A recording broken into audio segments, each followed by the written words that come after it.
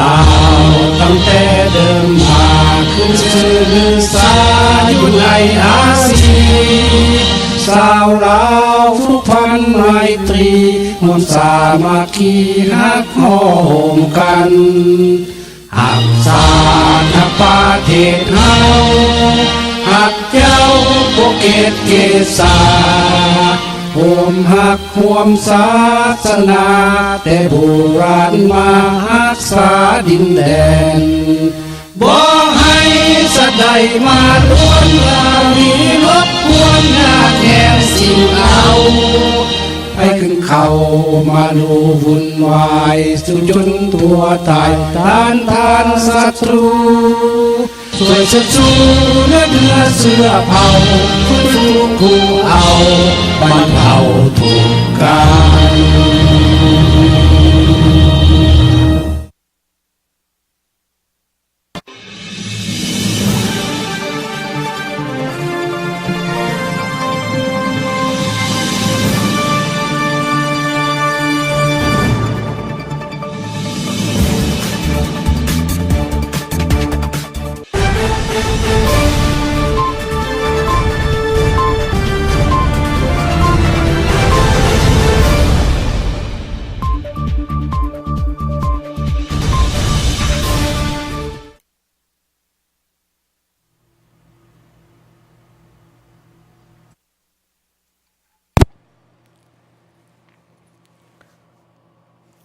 สบายดีท่านผู้ชมที่เคารพยินดีต้อนรับเข้าสู่รายการข่าวลาวเนาะพบกับข้าพเจ้าแสงจินตะไลผู้ดำเนินรายการ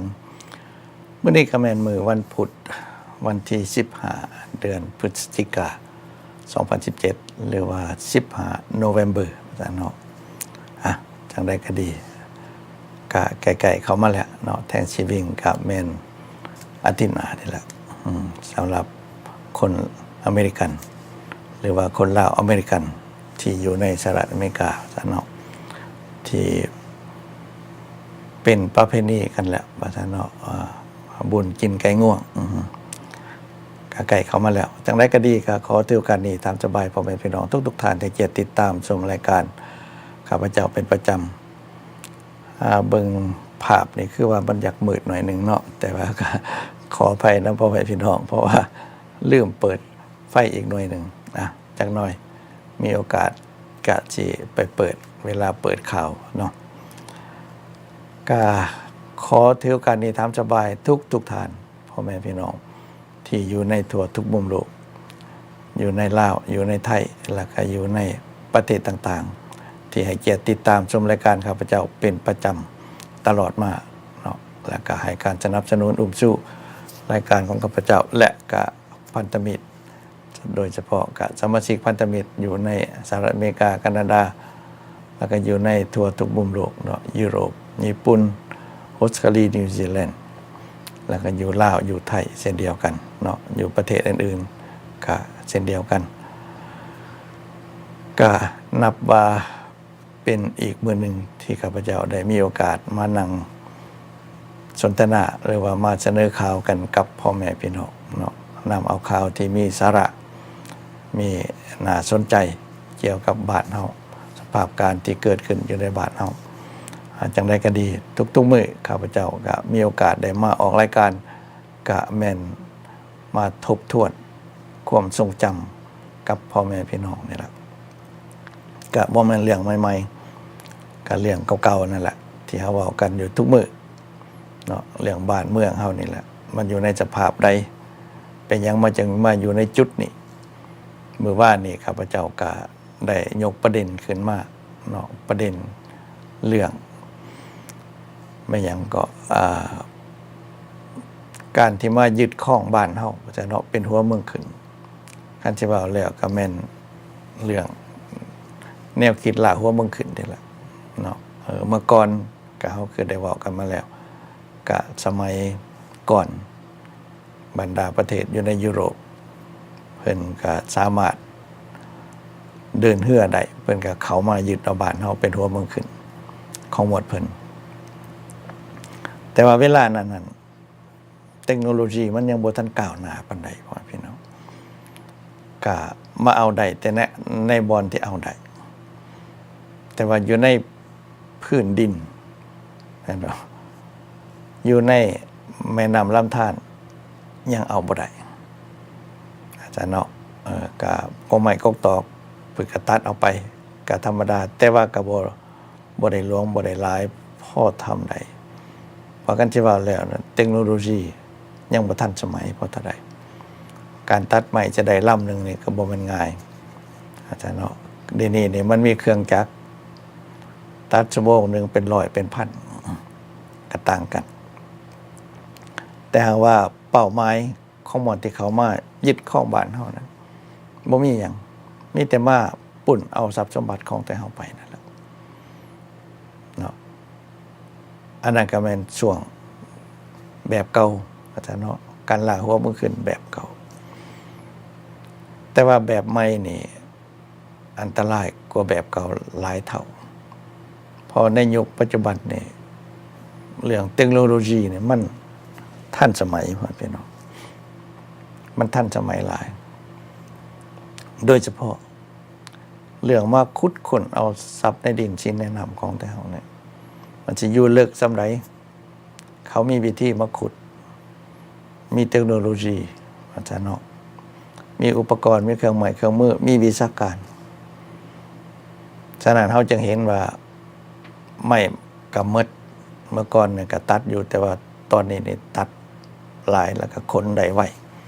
เพราะว่ารถก็มีหลายอาจารย์เนาะบ่จำเป็นที่ต้องเอาลงแม่น้ำลงไปอีกตอนนี้ตัดแล้วก็ขนกันรถข้ามชายแดนไปรถอันนั้นเป็นเรื่องที่อันตรายสำหรับบ้านเฮาอาจารย์เนาะแล้วก็นอกจากนั้นแม่เนาะเพิ่นก็มาขุดค้นเอาบ่อแฮบ่อธาตุบ่อเงินบ่อค่ำบ่อเกลือบ่อเล็กโอกตึกคือเขาเอาไปนะบางเทื่อก็มาเฮ็ดอยู่บ้านเฮาบางเทื่อก็ขนเอาไปบ้านเพิ่นไปเฮ็ดอยู่บ้านเพิ่นแต่จังได๋ก็ดีก็แม่นการมาปุ่นระดมเอาสมบัติของชาติเฮานี่ล่ะไปบ่มีหยังแตกต่างกันซะเนาะที่มันแตกต่างกับแม่นคำว่าเดี๋ยวนี้สะดวกหลายขึ้นขุดได้หลายขึ้นเห็นบ่เอามาหยังก็ทหารมาย่ามเอาหัวมาล้อมบ่ฮู้จักว่าขุดอีหยังเอารถมาขนปกปิดไว้หมดแล่นออกจากบ้านเฮาข้ามชายแดนไปประเทศอื่นในระยะ42ปีที่ผ่านมามันเป็นแบบนี้พอสภาพการเป็นปุ่นระดมทรัพย์สมบัติของเฮานี่ไปประชาชนบ่ฮู้เรื่องได้แต่นั่งเบิ่งบางคนก็บ่ฮู้จักเพราะมันบ่มีการออกข่าวบ่มีการติดตามได้มีแต่ไผอยู่ไกลๆก็ฮู้ว่าที่เพิ่นคนจักคนหยังว่าทั้งคนทั้งคืนทั้งเว้นแต่เนาะบ่ฮู้จักปิดกันออกมาหมดแต่ว่าผู้ฮู้จักก็เว้าหลายก็บ่ได้แต่เนาะสิมีภัยอันตรายเนาะอันนี้แม่นเรื่องปุ่นระดมต่างประเทศมาปุ่นระดมบ้านเฮาคันเว้าแนวอื่นนั่นพ่อแม่พี่น้องอาจสิเข้าใจยากเนาะเพราะว่าทรัพย์เพิ่นใช้คู่มือนี่มันสวยงามหรูหราแต่ความจริงๆแล้วนั่นมันสิเอิ้นจังได๋ก็แล้วแต่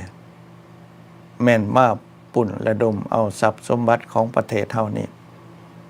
ไปขายและแบ่งกันกินตอนแล้วแต่เป็นต่างประเทศทั้งนั้น40กว่าปีผ่านมาระยะหลังๆใน20ปีก็หลังๆมาเนี่ยแม่นนักที่สุดแต่หลังจากเพิ่นมีการเปิดกว้างหับเอาบททุนนิยมเข้ามาเพราะว่าเมื่อก่อนนั้นสังคมนิยมคอมมิวนิสต์มันล้าหลังมันไปบ่ได้แต่ว่ามีการเปลี่ยนแปลงในโลกสังคมนิยมเนี่ยโซเวียตล่มสลายเนาะแตกกันไปหมดสังคมนิยมกินบ่ได้คอมมิวนิสต์กินบ่ได้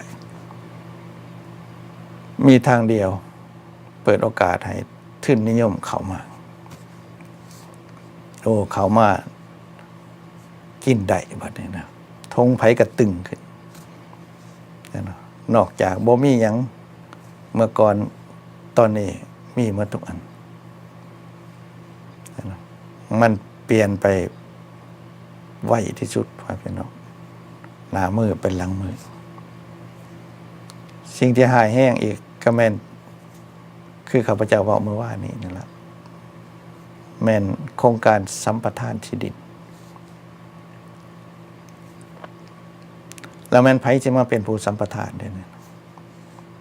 ผ่านมามีแต่2 ประเทศ 3 ประเทศนะท่านเนาะแก้วกับเจกแข่งกันมาเอาดินเอาดอนเอาสมบัติของแต่เฮาไปสร้างหางคุณมีให้เขาเจ้าแต่ว่าดินนี่เจกมาแห้งเจกมาบอกรัฐบาลสปป.ลาวบอกว่าบ่ต้องห่วงบ่ต้องไปสนใจน้ำแก้วว่าซั่น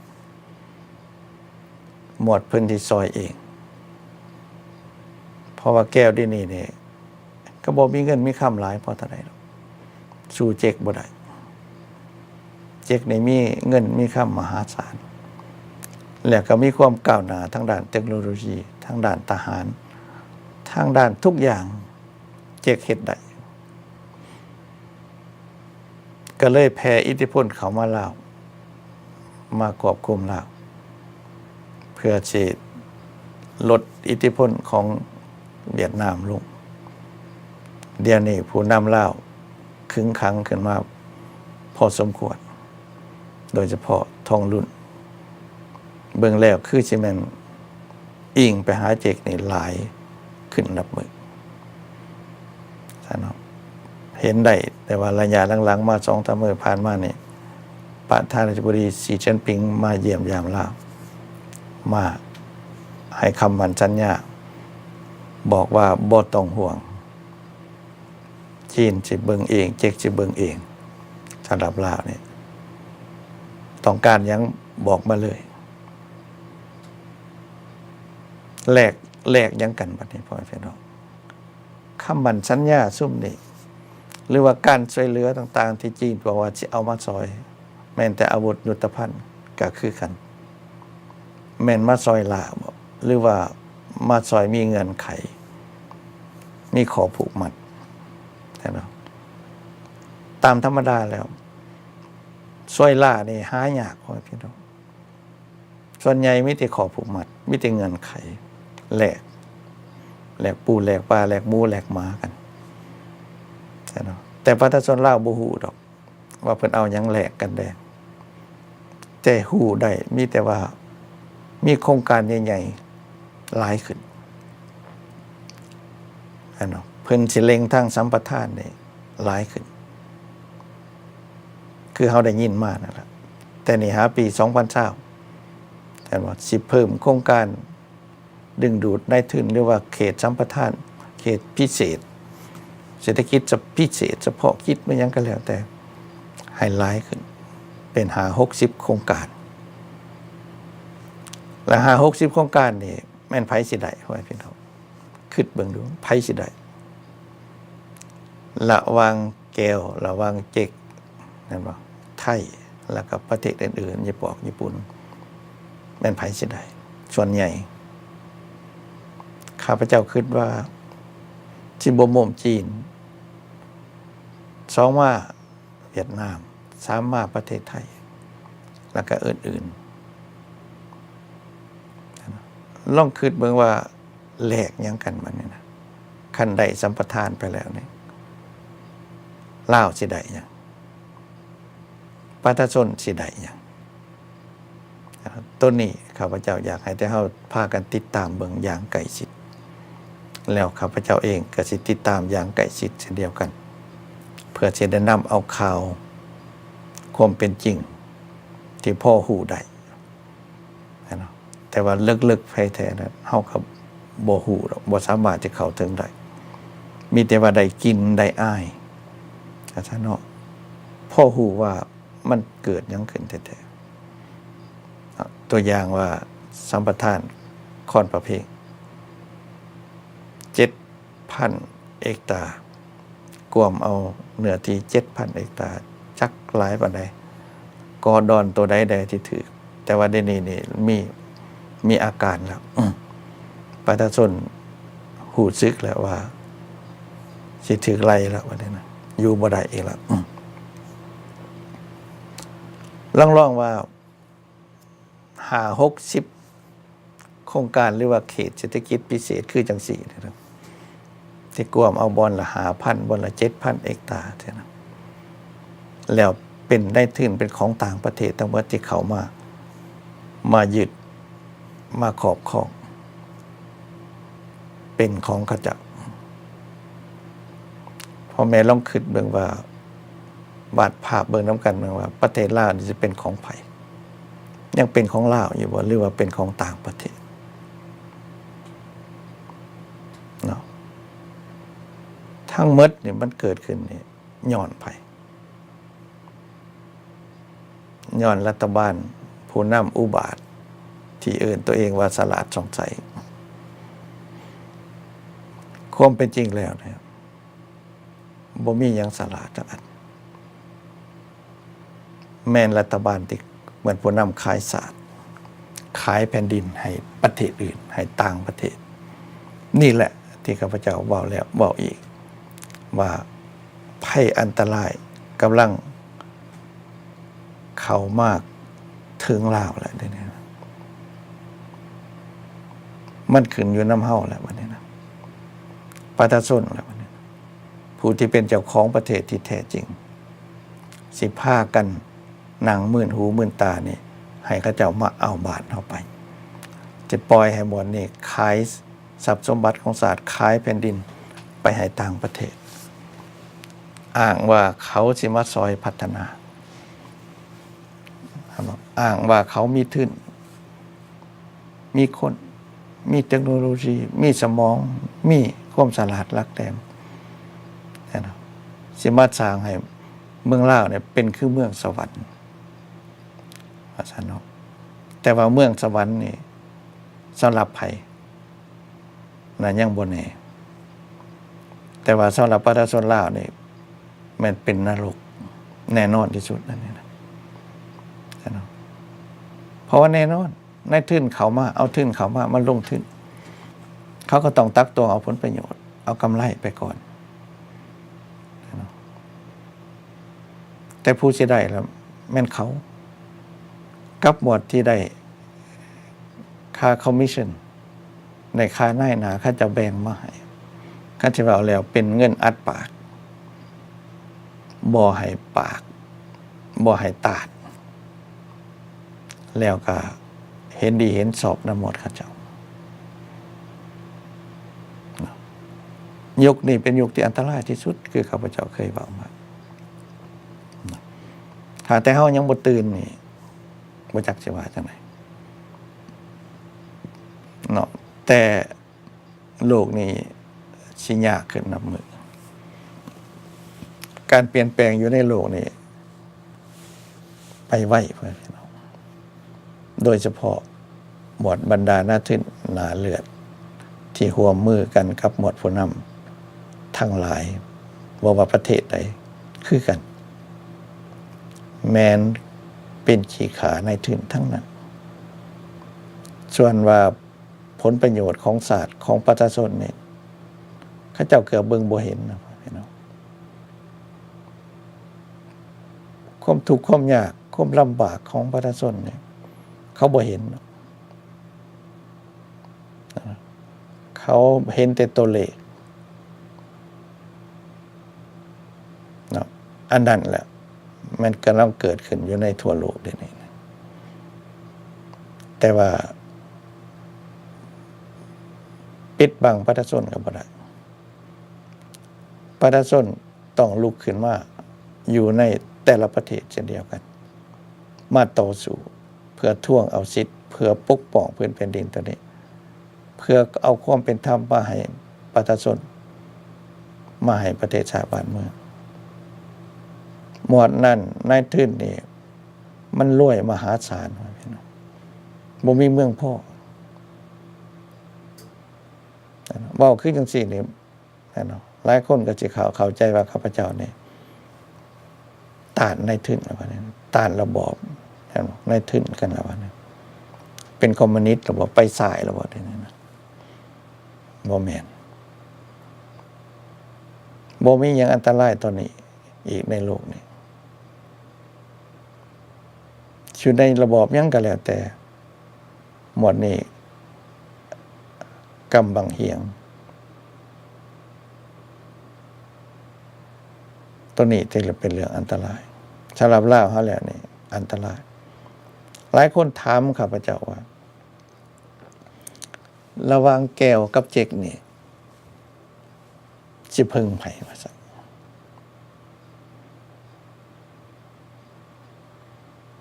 เดี๋ยวนี้อิทธิพลแก้วนี่มีปัญหาว่าซั่นอยู่ในลาวเพราะว่ามีอิทธิพลเจ๊กเข้ามาแซง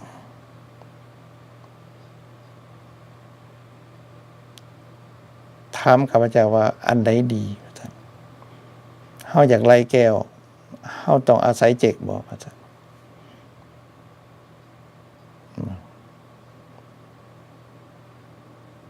หรือว่าอยากไล่เจ๊กต้องอาศัยแก้วบ่ว่าซั่นข้าพเจ้าคิดว่า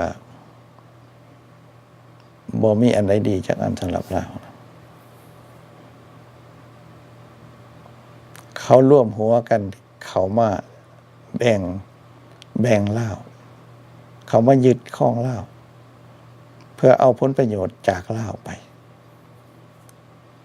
บ่มีไผไล่ไผดอกเด้มีแต่ลาวเท่านั้นแหละที่พากันลุกขึ้นมาปกป้องผลประโยชน์ของลาวบ่ดังนั้นแล้วเนี่ยลาวจะเป็นขี้ขาประเทศอื่นเป็นหัวเมืองขึ้นประเทศอื่นไปในตัวเบิ่งสภาพแล้ว41-42ปีผ่านมานี่รัฐบาลหุ้นนี่สร้างความเสียหายให้ประเทศชาติบ้านเมืองหนักหน่วงที่สุดจนว่าแก้บ่ได้สิปราบหยังก็ปราบบ่ได้สิแก้หยังก็แก้บ่ได้โดยเฉพาะหมวดในทุนที่เข้ามานี่คือข้าพเจ้าเว้านี่อีก40-50เขตเศรษฐกิจพิเศษนี่หนักสำหรับลาว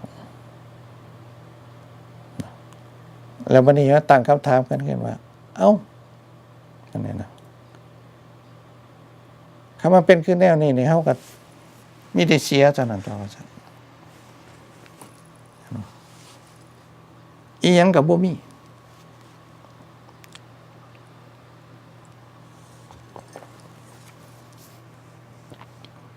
เนาะสิพากันเฮ็ดจังได๋บัดนี้นี่แหละคำถามของแต่เฮานะเนาะคำตอบกันอยู่ได้นี่แหละลาวเฮาสิปล่อยให้เขาเจ้ามาเอาบ่หรือว่าเฮาสิลุกขึ้นร่วมตัวกันปกป้องพื้นแผ่นดินตัวนี้ไว้ลาวอยู่ไสก็แล้วแต่อยู่นอกและอยู่ในแม่นลาวนะแผ่นดินตัวนี้แม่นของคนลาวจดทะเบียนกับสหประชาชาติคนลาวมีเอกลักษณ์มีประวัติศาสตร์อันยาวนานมีศิลปะวัฒนธรรมอันสูงส่งที่สุดเดี๋ยวนี้กำลังอยู่ในสภาพการที่หล่อแหลมที่สุดอาจจะสิ้นชาติอาจจะถูกโจรมาปุ่นเอาไปจนหมดเข็นขาเบื่อเมาลูกหลานของแต่เฮาอย่าบอกอย่าบ้าไปขายแรงงานไปขายตู้ยุคนี้นี่ยุคที่ว่าวิกฤตที่สุดคำตอบอยู่นำเฮาว่าเฮาสิปล่อยให้เขาเจ้ามาเฮ็ดจังซี่กับเฮาบ่หรือว่าเฮาสิพากันลุกขึ้นต่อสู้ เอาเรื่องอื่นไปบอกไปไว้ก่อนแต่นะเรื่องแนวคิดต่างกันเรื่องลัทธิเรื่องยังเอาออกไปไว้ข้างหลักข้างขางกันก่อนอันจริงที่หีบด่วนแล้วมันลุกขึ้นมาทั้งในและนอกประเทศประสานสามัคคีความหูความฉลาดแห้งบ่พอกะสอกขาบิดแบบนี้นะมีทางเดียวเท่านั้นถ้าเฮาบ่ลุกขึ้นบ่ต่อสู้แม่นหมดเขามายึดเอาแผ่นดินเฮาหมดหมดโจรนี่มันสิขายให้หมดบ่ให้เหลือ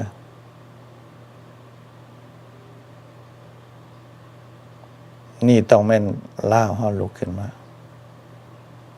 บ่รับจักดิสิแม่นไผก็แล้วแต่ที่มีแนวทางนโยบายจะมาคืนลาวนี่มาเอาดินลาวเป็นของเขาเจ้านี่สิแม่นรูปแบบใดก็แล้วแต่เฮาจะต้องบ่รับถ้าว่ารัฐบาลนี่รับเฮาก็ต้องพากันลุกขึ้นมาถล่มรัฐบาลนี้บ่ให้มันอยู่ในอำนาจได้อีกต่อไปนี่เป็นความจำเป็นของเฮาเลย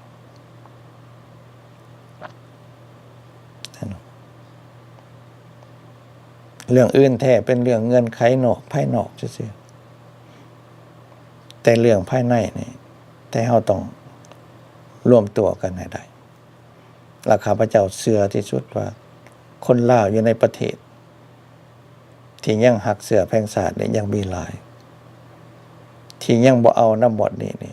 นับมือนับหลายขึ้นคันที่เว้าแล้วหมดเพิ่นได้คุ้งแล้วนี่บ่มีทางไปแล้วเพราะว่าอยู่ในกลางหีบอันนึงก็เสืออันนึงก็แขมีที่สิจอบกินเท่านั้น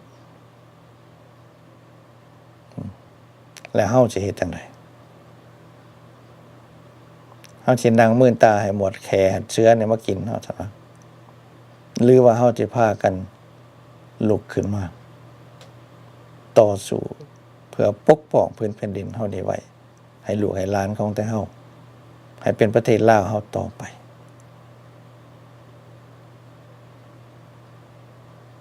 บ่แน่เด้มื้อนึงเขาอาจเปลี่ยนชื่อประเทศได้เลยถ้าว่าเขาเจ้ามากำหมดทุกอย่างกำอำนาจการปกครองกำอำนาจทหารกำเศรษฐกิจกำหมดทุกอันคนเขาก็อลังเขามาเต็มบ้านเฮาอยู่ดีกินดีแต่ลาวนี่ถูกหาดินสิอยู่กับบ่มีมันนี่เฮาจะปล่อยเป็นจังซี่วะเนาะข้าพเจ้าเชื่อว่ามันต้องมีการผ่าตัดปฏิวัติเพื่อเปลี่ยนแปลงหมดทุกระบอบทุกแห่งการจัดตั้งนำพาเนี่ยประชาชนต้องยึดเอาอำนาจกลับมาคืนประเทศใดก็แล้วแต่ที่บ่ซอยประชาชนก็คือเป็นศัตรูของประชาชนถ้ามันไปซอยหมวดที่กดขี่ข่มเหงหมวดที่มาขู่ที่ประชาชนหมวดที่มาเอารัดเอาเปรียบประชาชนก็เป็นศัตรูของประชาชนเช่นเดียวกันนี่เขาต้องแจ้งชัดเจนนะครับพี่น้องโลกนี้กำลังสับสนถ้าเฮาบ่ปกป้องแผ่นดินเฮาบ่มีไผดอกเด้อยากจะไปล่อถาผู้นั้นผู้นี้มาซอยมาซอยก็ดีบ่ซอยเฮาก็สู้มีหน้าหนองเฮาก็สู้เบิ่งว่ามันสิอยู่ประเทศเฮาได้บ่ถ้าประชาชนลาวบ่เอานำข้าพเจ้าคิดว่าบ่มีไผดอกสามารถต้านประชาชนได้ในยุคนี้นี่นะถ้าเฮาต้อง